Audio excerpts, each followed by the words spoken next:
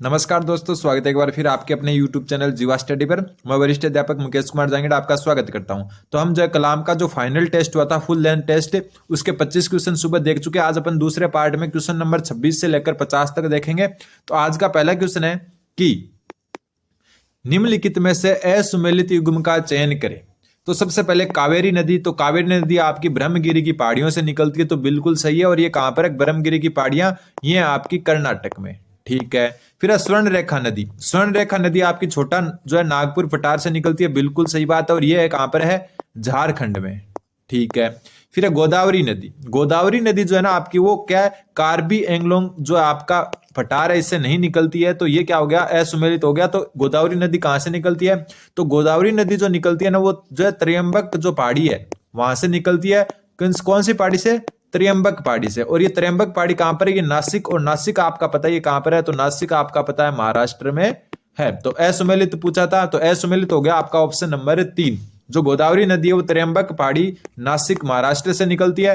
कृष्णा नदी महाबलेश्वर के निकट से निकलती है, और ये जो है सतारा जिला, कौन सा जिला? सतारा, सतारा जिला महाराष्ट्र से निकलती है, ठीक है। तो ये भी आपको ध्यान रखना है, ठीक है। तो कृष्णा नदी सतारा महाराष्ट्र महाबलेश्वर की पहाड़ियों से, स्वर्ण रेखा नदी जो है छोटा नागपुर पठार झारखंड से, कावेरी नदी ब्रह्मगिरी की पहाड़ियां कर्नाटक से, और गोदावरी नदी जो है आपकी त्र्यंबक पहाड़ी नासिक से निकलती है, और ये महाराष्ट्र में उपस्थित है। अगला क्वेश्चन, क्वेश्चन नंबर 27। 27वां क्वेश्चन बोल रहा है कि निम्नलिखित में असुमेलित युग्म का चयन कीजिए। इस तरफ नाभिकीय ऊर्जा केंद्र दिए हुए हैं और इस तरफ उनका स्थान दिया हुआ है। सबसे पहले है तारापुर जो है नाभिकीय संयंत्र, वो आपका महाराष्ट्र में है, बिल्कुल सही बात है। और ये देश का पहला है, कौन सा? देश का पहला, देश का पहला। और ये एक मिनट, देश का पहला, और देश का पहला होने के साथ इसकी सन भी याद रखनी है आपको। ये 1969 में बना था। कब बना था? 1969 में। फिर बात करें नरोरा की, तो नरोरा जो है उत्तराखंड में नहीं है आपका, ये है उत्तर प्रदेश में। कहां पर है? उत्तर प्रदेश में। अंतिम समय में जो है आपको ये रिवीजन क्लासे काम आ सकती है। तो अपने को असुमेलित पूछा था, तो ऑप्शन नंबर 2 असुमेलित हो गया, क्योंकि नरोरा जो है उत्तर प्रदेश में है, ना कि उत्तराखंड में। फिर केगा, केगा कहां पर है? कर्नाटक में। कल्पकम, कल्पकम कहां पर है आपका? तमिलनाडु में। बचा कौन सा? फिर एक अपने राजस्थान का भी बता देता हूं मैं, रावत बाटा, ठीक है, अपने को पता भी है वैसे, रावत बाटा। और रावत बाटा आपका कहां पर है? ये आपका चित्तौड़गढ़ में, ठीक है। कहां पर है? चित्तौड़गढ़ में। यहां पर जो भारी पानी है ना उसका उपयोग किया जाता है, ठीक है, भारी पानी का जो है उपयोग किया जाता है। तो ध्यान रखना, तारापुर देश का पहला जो है नाभिकीय ऊर्जा संयंत्र जो है 1969 में बनकर जो है तैयार हुआ, मतलब काम करना शुरू किया था इसने, ठीक है। तैयार पहले ही हो चुका था, काम करना शुरू 1969 में किया। ये महाराष्ट्र में है। नरोरा जो है उत्तराखंड में ना होकर कहां पर है? उत्तर प्रदेश में। केगा आपका कर्नाटक में, और कल्पकम जो है वो आपका तमिलनाडु में, और रावत बाटा है राजस्थान में। तो ध्यान रखना, नरोरा जो है इसका सही उत्तर हो जाएगा, क्योंकि असुमेलित पूछा था और ये यूपी में है। अगला क्वेश्चन, क्वेश्चन नंबर 28। 28वां क्वेश्चन देखो, निम्नलिखित जो युग में उन पर विचार कीजिए। इधर घास के मैदान है और इधर अवस्थिति है। सबसे पहले कैंपोज, कैंपोज घास के मैदान कहां पर है? तो कैंपोज जो घास के मैदान है वो आपके कहां पर है? ब्राजील में, ठीक है। फिर बात करते हैं अपन लानोस के। जो लानोस घास के मैदान है ये अर्जेंटीना में नहीं है तो ये साउथ अमेरिका में, लेकिन ये कहां पर है? वेनेजुएला और कोलंबिया में। कहां पर? वेनेजुएला और कोलंबिया में, कोलंबिया। तो ये क्या हो गया? गलत हो गया आपका। क्या हो गया? गलत हो गया। फिर पंपास, पंपास जो घास के मैदान है ये आपके जो है वेनेजुएला में नहीं होकर कहां पर है? अर्जेंटीना में। उल्टा लिख दिया, मतलब इन्होंने क्या किया? लानोस को तो अर्जेंटीना कर दिया और पंपास को वेनेजुएला, जबकि उल्टा होता। लानोस तो है वेनेजुएला और पंपास है आपका अर्जेंटीना में, ठीक है। अर्जेंटीना के साथ ब्राजील का भी कुछ भाग इसमें आता है, तो वो भी थोड़ा सा आप ध्यान रख लें। फिर है जो है आपके कैंटरबरी, ठीक है, इनको कह सकते हो कैंटरबरी। कैंटरबरी जो मैदान है वो आपके हैं न्यूजीलैंड में। कहां पर है? न्यूजीलैंड में। तो ये भी सही है, ये भी सही है, ये दोनों गलत है। तो कितने? पहला और चौथा सही है, दूसरा और तीसरा कौन सा है? गलत है। तो ये थोड़ा सा ध्यान रखना, आप कैंटरबरी जो मैदान है वो कहां पर है? आपके न्यूजीलैंड में है। तो उत्तर हो जाएगा आपका कितने युग में असुमेलित है? तो असुमेलित आपके कितने हैं? 2 युग। 2 युग में असुमेलित है और 2 ही क्या है? सुमेलित है। अगला क्वेश्चन, क्वेश्चन नंबर 29। 29वां क्वेश्चन बोल रहा है कि निम्नलिखित में से प्रशांत महासागर में स्थित द्वीप नहीं है। कि कौन सा द्वीप जो है प्रशांत महासागर में स्थित नहीं है? ये नहीं तो थोड़ा सा अच्छे से समझ लेना। तो सबसे पहले हम बात करें क्यूराइल द्वीप। कौन सा द्वीप? क्यूराइल। तो क्यूराइल जो द्वीप है ना आपका, वो कहां पर है? वो प्रशांत महासागर में ही है। कहां पर है? प्रशांत महासागर में। ये जापान के पास है और रूस के आधिपत्य में है। आधिपत्य किसका है इस पर? रूस का। फिर कनारी द्वीप, कनारी जो द्वीप है आपका, कनारी द्वीप आपका जो है अटलांटिक महासागर में। कौन से महासागर में है? अटलांटिक महासागर में। और ये किसके जो है अंडर में है? स्पेन। अब ये मत पूछना कि ये क्यों बता रहा हूं मैं, क्योंकि कई बार पूछ चुके हैं कि कौन सा द्वीप कौन से महासागर में, और कई बार पूछ चुके कौन सा द्वीप किस देश के अंडर में है। ठीक है, तो ये जो है अटलांटिक महासागर में स्पेन के अंडर में है। फिर जो है गलोपागोस, इसको जो है गलोपागोस लिख सकता है, इसको कई जगह जो है गेलापागोस भी कहा गया है। क्या कहा गया है? गेलापागोस। और जो गेलापागोस द्वीप है ना, ये आपका कहां पर है? तो ये आपका जो है प्रशांत महासागर में। कहां पर है? गेलापागोस जो है आपका वो कहां पर है? प्रशांत महासागर में। तो ये कहां पर आपका? प्रशांत महासागर में। ठीक है, ये प्रशांत महासागर में है। और ये किसके आधिपत्य में? तो ये आपका है इक्वाडोर देश है, जिसका नाम है इक्वाडोर, तो उसके आधिपत्य में। तो ये भी आपको ध्यान रखना है। क्वेश्चन ये भी आ सकता है कि जो गेलापागोस है वो किस जो है महाद्वीप के, सॉरी किस जो है देश के कंट्रोल में है? तो इक्वाडोर के। फिर डियागो गार्सिया, नाम बहुत सुना होगा, ये आपका हिंद महासागर में। किसमें? हिंद महासागर में। ठीक है, और डियागो गार्सिया वो ब्रिटेन जो है उसके अंडर में। किसके अंडर में? ब्रिटेन में। और एक थोड़ा सा जो है बहुत अच्छा नाम है वो मैं बता देता हूं, रीयूनियन आइलैंड, रीयूनियन द्वीप कह सकते हो आप, रीयूनियन द्वीप। और जो रीयूनियन द्वीप है ये भी आपका कहां पर है? हिंद महासागर में। और ये किसके आधिपत्य में? फ्रांस के। तो ये जो है पांचों को थोड़ा सा अच्छे से समझ लें। क्यूराइल जो द्वीप है वो प्रशांत महासागर में, रूस के अंडर में। कनारी अटलांटिक महासागर में, स्पेन के अंडर में। जो गेलापागोस है वो प्रशांत महासागर में, इक्वाडोर के अंडर में। डियागो ग्रासिया हिंद महासागर में, जो है ब्रिटेन के अंडर में। रीयूनियन आइलैंड है वो हिंद महासागर में, फ्रांस के अंडर में। तो यहां पूछा था प्रशांत महासागर में स्थित द्वीप नहीं है, तो देखो ये तो प्रशांत महासागर में है और ये भी प्रशांत में। तो दूसरा और चौथा जो है प्रशांत महासागर में नहीं है, क्योंकि ये अटलांटिक में है और ये हिंद महासागर में। तो उत्तर हो जाएगा ऑप्शन नंबर 2 व 4। ये हो गया इसका सही उत्तर। अगला क्वेश्चन, क्वेश्चन नंबर 30वां क्वेश्चन क्या बोल रहा है कि उत्तरी गोलार्ध में पछुआ पवनों की दिशा क्या होती है? तो देखो सबसे पहले तो आपको ध्यान रखना, पछुआ पवनें होती है पश्चिम से आने वाली। कहां से? पश्चिम से आने वाली।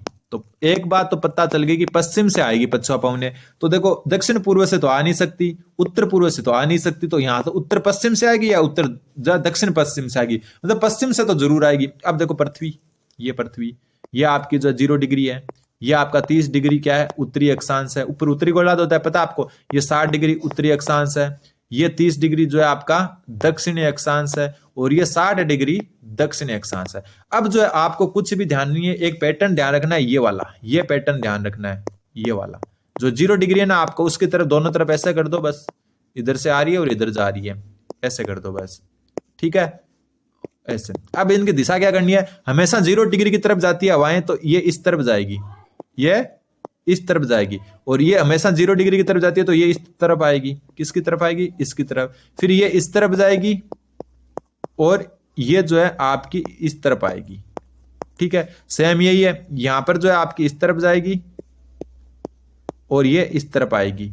अब बात उत्तरी गोलार्ध की हो रही है, मतलब इस ऊपर वाले गोलार्ध की, ठीक है। उत्तरी गोलार्ध में पश्चिम पवने, तो ये तो आपकी पश्चिम दिशा होती है। कौन सी होती है? पश्चिम। और ये होती है आपकी पूर्व दिशा। तो अब देखो ये रही पछुआ पवने, कलर चेंज कर लेता हूं, ठीक है। यहां पर जो पवने चलती है वो होती है व्यापारिक पवने। कौन सी? व्यापारिक पवने, ये दोनों व्यापारिक पवने। और यहां जो चलती है ना दोनों जगह, वो होती है आपकी 30 डिग्री से। पछुआ पवने कहां से कहां चलती है? 30 डिग्री से लेकर 60 डिग्री के मध्य, ठीक है। उत्तरी अक्षांश में भी चलती है और दक्षिण में भी। तो ये देखो ये बात यहां पर उत्तरी गोलार्ध की पूछी है, तो उत्तरी में ये रही, ये पछुआ पवने। ये पश्चिम, पश्चिम नीचे कौन सा है आपका? नीचे दक्षिण है ना, तो दक्षिण पश्चिम से चल रही है। कहां से? नीचे से दक्षिण। नीचे तो क्या होता है? दक्षिण होता है, ऊपर होता है उत्तर। तो ये कहां से जो है पश्चिम से तो जा रही है, लेकिन दक्षिण पश्चिम से ये ऊपर यानी उत्तर की और पूर्व की ओर जा रही है। तो दक्षिण पश्चिम से उत्तर पूर्व इसका सही उत्तर हो जाएगा, ठीक है। अगर यही बात अगर दक्षिणी गोलार्ध की पूछते, किसकी? दक्षिण गोलार्ध की, तो पछुआ पवने ये देखो ये पश्चिम दिशा से पूर्व की तरफ जा रही है, तिरछी जा रही है। तो ये कौन सी हो गई? उत्तर, यानी ऊपर से जो है उत्तर पूर्व पश्चिम से, यानी उत्तर पश्चिम से दक्षिण पूर्व की ओर जा रही है। तो ये हो जाता है अगर दक्षिण गोलार्ध में अगर बात करते, किसमें? दक्षिण गोलार्ध में। ये चित्र आपको हमेशा याद रखना है, ये पौने रटनी नहीं पड़ेगी, ये चित्र याद होगा तो आपके, ठीक है। तो इस हिसाब से उत्तर क्या हो जाएगा? उत्तरी गोलार्ध का तो चौथा और दक्षिणी गोलार्ध का पूछ लेता तो क्या हो जाता है आपका पहला, ठीक है। क्योंकि पछुआ पवन है तो पश्चिम से तो जाएगी, तो पश्चिम से तो जा रही है लेकिन दक्षिण पश्चिम से, और कहां की ओर, उत्तर पूर्व की ओर, ठीक है। और अगर दक्षिण गोलार्ध की बात करें तो उत्तर पश्चिम। तो कुल मिला के इसको कैसे याद रख सकते हो, उत्तरी गोलार्ध तो दक्षिण पश्चिम, और जो दक्षिण गोलार्ध तो उत्तर पश्चिम, यानी उल्टा कर दो आप, ठीक है। तो उत्तर क्या हो जाएगा आपका ऑप्शन नंबर 4। बात यहां उत्तरी की आ जाए तो पछुआ पवन दक्षिण पश्चिम से चलती है, और अगर दक्षिण गोलार्ध की बात आ जाए तो जो पछुआ पवन है वो उत्तर पश्चिम से चलती है, ठीक है। दोनों को उल्टा याद रखना है। अगला क्वेश्चन नंबर 31वां क्वेश्चन बोल रहा है कि निम्नलिखित में से असत्य कथन की पहचान करो। सबसे पहला है एशिया महाद्वीप विश्व की कुल जनसंख्या में लगभग 60% का अंश रखता है, तो बिल्कुल सही बात है, ठीक है। अब थोड़ा सा अपन पहले जान लेते हैं कि कौन सा महाद्वीप किस नंबर पर आता है। तो सबसे पहले जो है ना आपका एशिया महाद्वीप है, इसकी जनसंख्या आपकी लगभग जो है 59.4% है, ठीक है। तो 60% हो गई तो बिल्कुल सही बात है, लगभग बात हो रही है ना, लगभग 60%। इसके बाद आता है अफ्रीका। कौन सा महाद्वीप, अफ्रीका, और अफ्रीका की जनसंख्या पूरे विश्व की जनसंख्या का 16.6% है, ठीक है। फिर बात आती है यूरोप की, तीसरे नंबर पर कौन है, यूरोप की जनसंख्या 9.4%, ठीक है। फिर आता है आपका उत्तरी अमेरिका। कौन सा, उत्तरी अमेरिका, शॉर्ट में लिख रहा हूं उत्तरी अमेरिका, और उत्तरी अमेरिका की जो जनसंख्या वो 7.5% है, ठीक है। फिर बात करें अपन जो है आपकी जो है दक्षिण अमेरिका, साउथ अमेरिका महाद्वीप, ये आता है आपका 5वें नंबर पर, और इसकी जनसंख्या आपकी 5.5, कितनी है, 5.5। और उसके बाद में जो आपका आता है, ये 5.5 है, क्या है, 5.5। और उसके बाद आपका आता है ओसेनिया या ऑस्ट्रेलिया महाद्वीप को क्या कहते हैं, ओसेनिया महाद्वीप भी कहते हैं, और इसकी जनसंख्या आपकी 0.6%, ठीक है। जो लास्ट में कौन सा आता है, अंटार्कटिका, और अंटार्कटिका है उसकी जो है जनसंख्या आपको पता ही 0 है, ठीक है।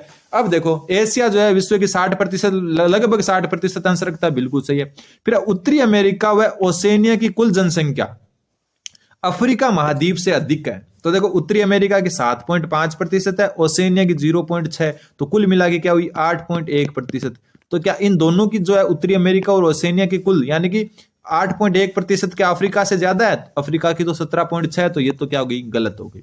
फिर देखो यूरोप महाद्वीप लैटिन व मध्य अमेरिका से अधिक जनसंख्या रखता है। यूरोप महाद्वीप जो है लैटिन व मध्य अमेरिका है उससे अधिक जनसंख्या रखता है। तो लैटिन व मध्य जो अमेरिका वो कौन सा है, दक्षिण अमेरिका। तो ये बात बिल्कुल सही है क्योंकि ये जो है यूरोप ज्यादा रखता है, 9.4 रखता है आपका, ठीक है। फिर बात करें उत्तरी अमेरिका जनसंख्या की दृष्टि से विश्व का 5वां बड़ा महाद्वीप है, तो गलत बात है, 5वां नहीं है, चौथा है। 5वां कौन है, तो 5वां है आपका दक्षिण अमेरिका। 5वां कौन सा है, दक्षिण अमेरिका है, ध्यान रखना, दक्षिण अमेरिका 5वां है, उत्तरी अमेरिका आपका चौथा है। तो आपको जो ध्यान रखना है वो ये है कि एशिया कुल लगभग 60% और उत्तरी अमेरिका व ओसेनिया कुल जनसंख्या अफ्रीका की महाद्वीप से अधिक है, तो बिल्कुल नहीं है, ठीक है। इन दोनों की कंबाइन 8.6 होती है, जबकि अफ्रीका की तो 17.6 है। लेकिन ये बात ध्यान रखनी, तीसरा कि यूरोप जो है ना वो लैटिन व मध्य अमेरिका है उससे अधिक जनसंख्या रखता है, तो बिल्कुल सही है।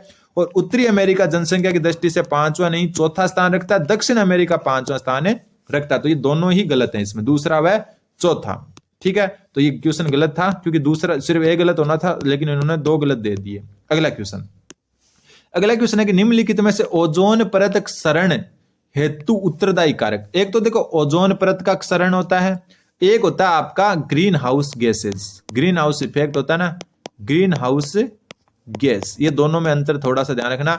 ओजोन परत है, इनके लिए कौन कौन सी उत्तरदायी है, एक तो क्लोरोफ्लोरोकार्बन जिसको हम कहते हैं CFC, क्लोरोफ्लोरोकार्बन, एक मिथाइल ब्रोमाइड, ये भी जो है इसके लिए जो है उत्तरदायी है। तो ये नाइट्रस ऑक्साइड और जलवाष्प व धूल ये आपके जो है ना ग्रीन हाउस गैसेज हैं, ठीक है। किसके लिए है, ग्रीन हाउस के लिए, ठीक है, ना कि जो है आपकी ओजोन जो परत है उसके जो है क्षरण के लिए ये उत्तरदायी नहीं है, ध्यान रखना, ठीक है। एक बात ध्यान रखना, क्लोरोफ्लोरोकार्बन और मिथाइल ब्रोमाइड ये दोनों जो है आपका क्लोरोफ्लोरोकार्बन को कहते हैं CFC, ये ओजोन क्षरण के लिए जो है उत्तरदायी है। लेकिन नाइट्रस ऑक्साइड और जलवाष्प धूलकण ये ग्रीन हाउस गैसेज हैं, ओजोन क्षरण के लिए जो है उत्तरदायी नहीं है। और इनके अलावा जो आपकी ग्रीन हाउस गैसेज हैं उनका मैं बता देता हूं, एक तो CO2, ठीक है, कार्बन डाइऑक्साइड, एक मेथेन, ठीक है, और जो मेन बता देता हूं, ठीक है, एक तो होगी आपकी CO2, एक होगी मेथेन, और एक आपकी ओजोन खुद भी है, लेकिन इतनी जो है मात्रा में नहीं है, एक ओजोन खुद भी है, ठीक है, एक ओजोन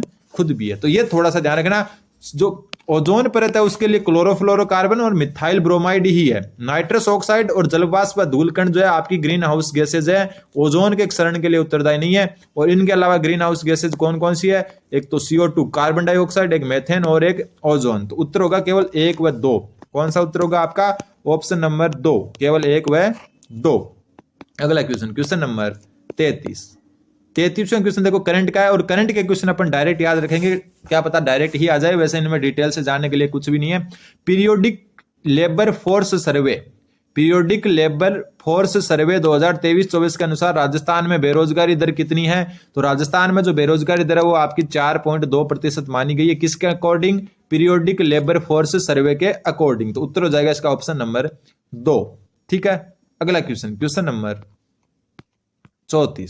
34वां क्वेश्चन देखो, पेरिस पैरा ओलंपिक 2024 में कांस्य पदक विजेता खिलाड़ी मोना अग्रवाल जो राजस्थान से ही, आपको पता है मोना अग्रवाल, इस इवेंट में उनका स्कोर कितना रहा? ऐसा क्वेश्चन पिछली बार आ चुका है अवनी लेखरा के टाइम 2020 में जो हुआ था ना आपका पैरा ओलंपिक 2021 में हुआ था। ठीक है, 20 की जगह 21 में हुआ था कोरोना के कारण।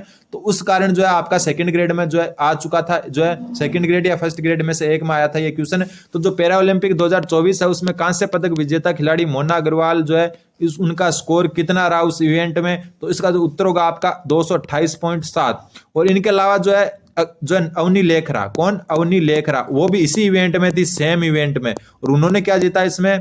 गोल्ड या स्वर्ण पदक। क्या जीता? गोल्ड या स्वर्ण पदक जीता, सेम इवेंट में। और ये भी राजस्थान से, आपको पता है, और ये मोना अग्रवाल है वो भी राजस्थान से ही है। तो इसमें जो है सेम इवेंट में जो है कांस्य और जो गोल्ड है वो दोनों के दोनों किसने जीते? भारत ने। तो मोना अग्रवाल का स्कोर तो 228.7 था, लेकिन जो अवनी लेखरा है उनका स्कोर आपको ध्यान रखना है, अवनी लेखरा का स्कोर था 249.7, और ये क्या रिकॉर्ड है? पैरा ओलंपिक रिकॉर्ड बनाया था उन्होंने। तो ध्यान रखना, पिछली बार 249.6 था और इस बार जो है 249.7, और मोना अग्रवाल का स्कोर 228.7। अगला क्वेश्चन, क्वेश्चन नंबर 35वां क्वेश्चन क्या बोला? मारवाड़ रत्न पुरस्कार 2024 के संबंध में निम्नलिखित असंगत जो है युग में उसको चयन कीजिए। राव जोधा पुरस्कार राजेंद्र परिहार को मिला, तो बिल्कुल सही बात है। मुणोत नैणसी पुरस्कार, ये गलत है, दिव्या भाटिया को नहीं मिला। ये किसको मिला? मुणोत नैणसी जो आपका जो अवार्ड है वो मिला पत्रकार है एक ओम थानवी या थानवी, पत्रकार ओम थानवी को मिला। किसको? ओम थानवी को। कौन सा पुरस्कार? मुणोत नैणसी पुरस्कार। तो राव जोधा पुरस्कार राजेंद्र परिहार, मारवाड़ रत्न पुरस्कार 2024 की बात हो रही है जिसमें अलग अलग पुरस्कार मिलते हैं। तो राव जोधा पुरस्कार राजेंद्र परिहार, मुणोत नैणसी जो पुरस्कार है वो मिला पत्रकार ओम थानवी को। फिर दिव्या भाटिया को क्या मिला? दिव्या भाटिया को मिला पद्मश्री कोमल कोठारी सम्मान, कोमल कोठारी सम्मान, ध्यान रखना। ठीक है, कोमल कोठारी सम्मान या पुरस्कार भी कह सकते हो आप। ठीक है, तो मुणोत नैणसी पुरस्कार मिला पत्रकार ओम थानवी को, और दिव्या भाटिया को मिला पद्मश्री कोमल कोठारी सम्मान, और राव सिवा पुरस्कार मिला डॉक्टर भीम सिंह सिंगल को, और महाराणा हनुमंत सिंह पुरस्कार मिला मनोज चौधरी को। तो ये तो भी दोनों के दोनों सही हैं। तो राव सिंह पुरस्कार भीम सिंह, महाराजा हनुमंत सिंह पुरस्कार मनोज चौधरी, और मुणोत नैणसी ध्यान रखना पत्रकार ओम थानवी, और दिव्या भाटिया को मिला पद्मश्री कोमल कोठारी सम्मान। तो दूसरा गलत हो गया और असंगत पूछा था, तो उत्तर नंबर 2 इसका सही उत्तर हो जाएगा। अगला क्वेश्चन, क्वेश्चन नंबर 36वां क्वेश्चन वापस असंगत के बारे में पूछा है, और ये जो है बजट से संबंधित है, तो ये भी करंट का ही क्वेश्चन है। क्वेश्चन है, प्रदेश की पहली फ्लाइंग अकेडमी किशनगढ़ अजमेर में, बिल्कुल किशनगढ़ एयरपोर्ट में प्रदेश की पहली फ्लाइंग अकेडमी जो है बनने वाली है, बिल्कुल सही बात है। प्रदेश का पहला किसान कॉल सेंटर कृषि विश्वविद्यालय जोधपुर में बनने वाला है। अलग अलग याद रख लो आप, ठीक है, ऐसा नहीं है तो अलग से पूछ सकता है कि राजस्थान का जो है पहला किसान कॉल सेंटर तो कृषि विश्वविद्यालय जोधपुर में। राजस्थान यूनिटी मॉल ये कहां पर बनने वाला है? तो ये जयपुर में, तो ये भी बिल्कुल सही है। राजस्थान की पहली चीता सफारी ये जो है सज्जनगढ़ उदयपुर में नहीं है, ये गलत हो गया। तो कहां पर है ये? तो ये जो है आपकी भैंसरोडगढ़ अभ्यारण्य, कहां पर? भैंसरोडगढ़ अभ्यारण्य, रावत भाटा जो है रावत भाटा का क्षेत्र है कुछ, इन दोनों को मिलाकर कहां पर है? ये चित्तौड़गढ़ में। कहां पर है? चित्तौड़गढ़ में। तो कुल मिला के दोनों नाम ध्यान रखना, भैंसरोडगढ़ और चित्तौड़गढ़, भैंसरोडगढ़ और रावत भाटा दोनों का क्षेत्र शामिल है इसमें, और जिला है आपका चित्तौड़गढ़। तो राजस्थान की पहली चीता सफारी और जो है जो भारत की दूसरी, ठीक है, भारत की कौन सी है? दूसरी, ठीक है। तो राजस्थान की पहली चीता सफारी कहां पर है? भैंसरोडगढ़ चित्तौड़गढ़ या रावत भाटा चित्तौड़गढ़, दोनों नाम याद रखने हैं। तो अपने को असंगत युग में बताना था, तो ऑप्शन नंबर 4 इसका असंगत हो गया। अगला क्वेश्चन, क्वेश्चन नंबर 37वां क्वेश्चन बोल रहा है अक्टूबर 2024 तक मेजर मिनरल ब्लॉक्स की नीलामी में राजस्थान का देश में कौन सा स्थान है। अक्टूबर, देखो करंट का क्वेश्चन है, अक्टूबर 2024 तक मेजर मिनरल ब्लॉक्स की नीलामी में राजस्थान का देश में कौन सा स्थान है, तो इसका उत्तर हो जाएगा आपका प्रथम स्थान। ठीक है, और करंट के आपके 10 क्वेश्चन आएंगे, ध्यान रखना, और 10 क्वेश्चन में आपके जो 20 नंबर आते हैं, तो एकदम अच्छे से करंट पढ़ना है, और खास तौर पर जून से लेकर नवंबर तक का। ठीक है, अगला क्वेश्चन है 13 नवंबर को राजस्थान की 7 विधानसभा सीटों पर उपचुनाव संपन्न हुए। इन उपचुनाव में सर्वाधिक कुल मतदान प्रतिशत वाला विधानसभा क्षेत्र कौन सा है। राजस्थान की कितनी 7 विधानसभा जो सीटों पर उपचुनाव संपन्न हुए, इन उपचुनाव में सर्वाधिक मतदान प्रतिशत वाला विधानसभा क्षेत्र कौन सा है। तो सबसे पहले तो आपको मैं बता देता हूं कि जो है ना आपके जो है कितने प्रतिशत मतदान हुआ, तो 69.29% मतदान हुआ। सबसे ज्यादा कहां पर हुआ, तो खींवसर में हुआ। सबसे ज्यादा कहां पर हुआ, खींवसर में, यहाँ पर 75.62% मतदान हुआ। और सबसे कम की बात करें, सबसे कम हुआ आपका कहां पर है, दौसा में। कहां पर हुआ, दौसा में, और ये हुआ आपका सिर्फ 62.11%। ठीक है, अब थोड़ा सा एक क्वेश्चन जहां से बन सकता है वो मैं आपको बता देता हूं। ठीक है, अभी तक जो है 16वीं जो आपकी विधानसभा है, कौन सी विधानसभा, 16वीं विधानसभा, इसमें अभी तक 9 उपचुनाव हो चुके। कितने, 9 उपचुनाव हो चुके 9 सीटों पर। ठीक है, जिनके नाम आपको ध्यान रखना है। 7 पर तो अभी हुए हैं, जिसमें खींवसर में सबसे अधिक मतदान और सबसे कम दौसा में हुआ है। तो देखो 5 नाम तो आपके सामने, एक तो रामगढ़, एक सलूम्बर, एक खींवसर, एक देवली उनियारा, एक दौसा, 5 नाम हो गए। छठा नाम है झुंझुनू। कौन सा है, झुंझुनू। इनके अलावा जो है आपका स्टार्टिंग में जो हुआ था ना, कहां हुए थे स्टार्टिंग में देखो एक यहाँ पर जो है 84 भी ध्यान रखना, 84 जहां से जो है बीएपी पार्टी जीती है। तो 7 पर तो अभी हुआ है रामगढ़, सलूम्बर, खींवसर, देवली उनियारा 4, दौसा 5, झुंझुनू 6 और 84 7। और इससे पहले 2 उपचुनाव हो चुके, एक तो कर्णपुर सीट पर जहां पर जो चुनाव ही नहीं हुए थे। ठीक है, श्रीगंगानगर की जो कर्णपुर सीट है वहां पर चुनाव ही नहीं हुए थे, और वो पहले ही बीजेपी ने मंत्री बना दिया था और फिर वो हार गए थे, तो वो उपचुनाव की श्रेणी में ही आएगा। एक जो आपका हुआ था बाद में हुआ था आपका जून के आसपास बागीडोरा में, बागीडोरा विधानसभा क्षेत्र है, इसमें हुआ था। तो अब तक 9 उपचुनाव हो चुके हैं इस जो है आपकी वर्तमान जो है विधानसभा में। तो क्वेश्चन पिछली बार भी आ चुका है कि जो है पिछली बार आया था कि अब तक कितने उपचुनाव हो चुके हैं, पिछली जो सरकार थी उसके बारे में पूछा था। तो इस सरकार में जो है आपकी 16वीं विधानसभा में 9 उपचुनाव हो चुके हैं। ठीक है, कर्णपुर, बागीडोरा पहले हो चुके हैं और 7 पर अब हुए हैं। अगला क्वेश्चन नंबर 39वां क्वेश्चन बोल रहा है परिवर्तित राज्य बजट 2024-25 के अनुसार वीर बालिका कालीबाई संग्रहालय का निर्माण कहां किया जाना प्रस्तावित है। वीर बालिका कालीबाई संग्रहालय, अब जो है कालीबाई का नाम आते अपन सब डूंगरपुर पर चले जाते हैं, लेकिन ध्यान रखना उत्तर होगा इसका उदयपुर। ठीक है, वीर बालिका कालीबाई संग्रहालय आपका उदयपुर में जो है स्थापित करने की बात की जा रही है। ठीक है, ये करंट के क्वेश्चन है, थोड़ा सा जल्दी से देख लेते हैं। अगले क्वेश्चन जो आने वाले हैं आगे वो फिर और अच्छे से करेंगे। रसोई गैस सिलेंडर सब्सिडी योजना के संबंध में निम्नलिखित कथनों पर विचार करो। ठीक है, और सत्य कथन आपको बताना है। सबसे पहले ये योजना 1 अक्टूबर 2024 से संपूर्ण राजस्थान में लागू की गई, तो ये जो है आपका गलत है। ये आपकी जो है हुई 1 जनवरी 2024 से। कब से, 1 जनवरी 2024 से जो है ये स्टार्ट की गई। ठीक है, कुछ गलती हो जाए तो जरूर आप कमेंट कर देना, तो ये तो गलत हो गया। फिर इसकी जो नोडल एजेंसी है वो कौन है, खाद्य एवं नागरिक आपूर्ति विभाग इस योजना के क्रियान्वयन के हेतु नोडल विभाग है, तो बिल्कुल सही है। कौन सा है, खाद्य एवं नागरिक आपूर्ति विभाग। फिर इस योजना के अंतर्गत पात्र परिवार को प्रति माह अधिकतम 1 रसोई गैस सिलेंडर उपलब्ध करवाया जाएगा, बिल्कुल। और कितने रुपए में, 450 रुपए में, तो ये भी बिल्कुल सही है। मतलब 12 जो है साल के सिलेंडर देने की बात कही गई है, तो दूसरा और तीसरा सही है, और जो है आपका बाकी गलत है। तो दूसरा और तीसरा कौन से में हो गया, ऑप्शन नंबर 2 में। अगला क्वेश्चन नंबर 41वां क्वेश्चन में क्या बोल रहा है कि अक्षय ऊर्जा क्षमता 10 अक्टूबर 2024 तक के संबंध में निम्नलिखित कथनों पर विचार करें और सत्य कथन का चयन कीजिए। बात किसकी हो रही है, अक्षय ऊर्जा क्षमता की। सबसे पहले स्थापित अक्षय ऊर्जा क्षमता के आधार पर राजस्थान देश में प्रथम स्थान रखता है, तो बिल्कुल सही बात है। ठीक है, और राजस्थान में लगभग 27,937.04 मेगावाट जो है स्थापित जो ऊर्जा क्षमता है। फिर देश की कुल स्थापित अक्षय ऊर्जा क्षमता में राजस्थान का योगदान 10% से अधिक है, तो बिल्कुल सही है। तो दोनों के दोनों सही है। ध्यान रखना, कुल जो स्थापित अक्षय ऊर्जा है ना पूरे भारत की, उसमें राजस्थान का योगदान 10 से भी अधिक है। तो ऑप्शन 1 व 2 दोनों सही है, तो उत्तर हो जाएगा तीसरा। अगला क्वेश्चन, क्वेश्चन नंबर 42। 42वां क्वेश्चन बोल रहा है, रायपुर छत्तीसगढ़ में आयोजित 27वीं अखिल भारतीय वन खेल प्रतियोगिता, कौन सी वन खेल प्रतियोगिता में निम्नलिखित में से राजस्थान के किस खिलाड़ी ने स्वर्ण पदक जीता है? तो इसका उत्तर हो जाएगा आपके ऑप्शन नंबर 3, सुरेश गुप्ता। ठीक है, सुरेश गुप्ता है, उन्होंने क्या है इस जो भारतीय वन खेल प्रतियोगिता है उसमें स्वर्ण पदक जीता है।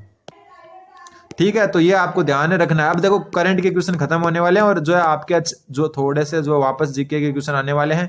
क्वेश्चन नंबर 43, एक बात ध्यान रखना, करंट 10 नंबर का आएगा और सिर्फ राजस्थान का आएगा। जून से लेकर आपको जो है नवंबर तक का तो करंट पढ़ना ही चाहिए। फिर भारत में कृषि क्षेत्र पर जलवायु परिवर्तन के कारण पड़ने वाले प्रभावों के संबंध में निम्नलिखित कथनों पर विचार कीजिए। एक रिपोर्ट है, उनके अनुसार कुछ बताया गया है, वो देख लो कि जलवायु परिवर्तन के कारण वर्षा आधारित चावल की पैदावार 2050 तक 20% व 2080 तक 47% घटने का अनुमान है। तो ये भी जो है बिल्कुल सही है। देखो इस क्वेश्चन का वैसे कोई औचित्य नहीं है। ठीक है, ये कृषि में पूछा गया, ये करंट का क्वेश्चन नहीं है, ध्यान रखना। इसको सिर्फ आप याद रख सकते हो, रट सकते हो, ये फैक्ट आप क्या कर सकते हो, याद कर सकते हो, बाकी समझने लायक इसमें कुछ नहीं है।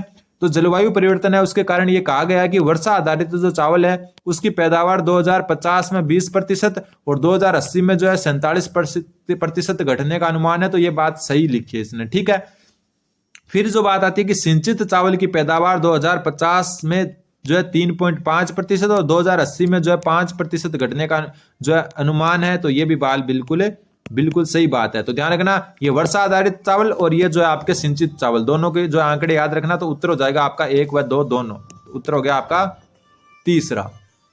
अगला क्वेश्चन, क्वेश्चन नंबर 44वां क्वेश्चन क्या बोल रहा है, देखो 44वां क्वेश्चन बोल रहा है, थोड़ा छोटा करना पड़ेगा, कि भारत के उद्योग क्षेत्र के बारे में असत्य कथन बताओ। तो सबसे पहले कि वित्त वर्ष 2024 में 8.2% की आर्थिक वृद्धि 9.5% की औद्योगिक वृद्धि से प्रेरित थी। तो बिल्कुल सही बात है। जो वित्त वर्ष 2024 में जो है पूरे भारत की आर्थिक वृद्धि कितनी हुई, 8.2%, जिसमें जो औद्योगिक क्षेत्र है, ठीक है, जो उद्योग क्षेत्र है उसकी वृद्धि कितनी है, 9.5%। ये वृद्धि है, योगदान नहीं है, वृद्धि है।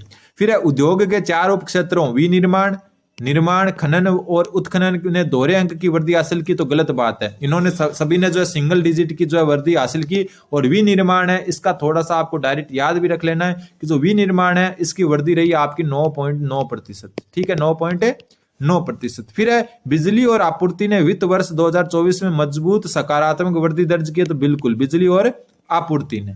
फिर है विनिर्माण के लिए HSVC India purchasing managing index भी वित्त वर्ष 2024 के सभी महीनों में लगातार 50 के सीमा शुल्क से ऊपर रहा। तो ये भी बात बिल्कुल सही है। इन क्वेश्चन को आप डायरेक्ट फैक्ट के तौर पर याद ही कर सकते हो, बाकी कोई रास्ता नहीं है। तो असत्य कौन सा हो गया, ऑप्शन नंबर 2। अगला क्वेश्चन, क्वेश्चन नंबर 45। अब देखो वापस जो है जीके के क्वेश्चन आए हैं। मेन जीके आपके डिसाइडिंग नहीं होगा, जीके तो सबको आता है, बात होगा आप जो उद्योग, कृषि, वन और इनके अलावा करंट अफेयर, ये जो 20 क्वेश्चन आएंगे ना लगभग सबके मिला के ये डिसाइडिंग होते हैं और स्कोर अच्छा खासा आप कर सकते हो। फिर निम्न में से किस प्रतिहार शासक को रोहिल सिद्धि, ठीक है, यहाँ पर थोड़ा सा गलत लिख दिया, यह है रोहिल सिद्धि, रोहिल सिद्धि के उपनाम से भी जाना जाता है। ठीक है, किस शासक को जो है रोहिल सिद्धि के उपनाम से भी जाना जाता है? तो इसका उत्तर हो जाएगा आपका हरिश्चंद्र। कौन? हरिश्चंद्र। एक आपके जो है आपको पता है मिहिर भोज, कौन? मिहिर भोज। मिहिर भोज का क्या नाम है, उपनाम आपको पता है? मिहिर भोज का है आदिवरा। क्या है? आदिवरा। ठीक है, ये भी आपको थोड़ा सा ध्यान रखना है। तो जो आपका रोहिल सिद्धि है वो किसको कहा जाता है? तो वो कहा जाता है आपका हरिश्चंद्र को। अगला क्वेश्चन, क्वेश्चन नंबर 46वां क्वेश्चन बोल रहा है कि किस विद्वान ने विग्रह राज चतुर्थ की तुलना कालिदास और भवभूति से की थी? इंपॉर्टेंट बनता है, नोट कर लेना कि किस विद्वान ने विग्रह राज चतुर्थ की तुलना कालिदास व भवभूति से की थी? इसका उत्तर ध्यान रखना, इसका उत्तर आपका ऑप्शन नंबर 2 किलहॉर्न। इंपॉर्टेंट बनता है क्योंकि विदेशी आदमी है। किलहॉर्न ने जो है विग्रह राज चतुर्थ की तुलना कालिदास और भवभूति से की थी। इसके अलावा जो है विग्रह राज चतुर्थ को कहा जाता है कवि बांधव। क्या कहा जाता है? कवि बांधव। और कवि बांधव इनको किसने कहा? तो कवि बांधव इन्होंने जो है इनको किसने कहा? जयकांत भट्ट ने कहा। ये दोनों चीजें आपको याद होनी चाहिए। किलहॉर्न ने क्या बोला? इनको कालिदास और भवभूति से तुलना की। और कवि बांधव जो विग्रह राज चतुर्थ को जयकांत भट्ट ने कहा। अगला क्वेश्चन, क्वेश्चन नंबर 47वां क्वेश्चन देखो क्या बोल रहा है 47वें क्वेश्चन की जैत्र सिंह व दिल्ली सल्तनत के संदर्भ में सत्य कथन का चयन करना है। जैत्र सिंह व इल्तुतमिश के मध्य 1229 में भूताला का युद्ध हुआ, गलत बात है। कब हुआ? 1227 में हुआ। कब हुआ? 1227 ईस्वी में हुआ। फिर भूताला के युद्ध की जानकारी हमीर रासो से मिलती है, तो गलत बात है। कहां से मिलती है? हमीर मदमर्दन से। कहां पर? हमीर मदमर्दन से मिलती है। और आपको कमेंट में ये बताना है हमीर मदमर्दन के जो है लेखक या जो है रचयिता कौन थे, ठीक है। तो भूताला के युद्ध की जानकारी हमीर मदमर्दन है उससे मिलती है। फिर चिरवा शिलालेख के अनुसार भूताला युद्ध में जैत्र सिंह की हार हुई थी, तो ये भी जो है गलत बात है। चिरवा जो शिलालेख है वो जैत्र सिंह को प्रतापी राजा बताता है कि उनका सामना करने का साहस किसी में नहीं था, तो उसके जीत की जो है इसमें कहा गया है। फिर जैत्र सिंह ने 1248 में सुल्तान नसीरुद्दीन महमूद की सेना को पराजित किया, तो जो है इसका उत्तर जो है ये बिल्कुल सही है। जैत्र सिंह ने जो है 1248 में सुल्तान नसीरुद्दीन महमूद की सेना को भी क्या किया?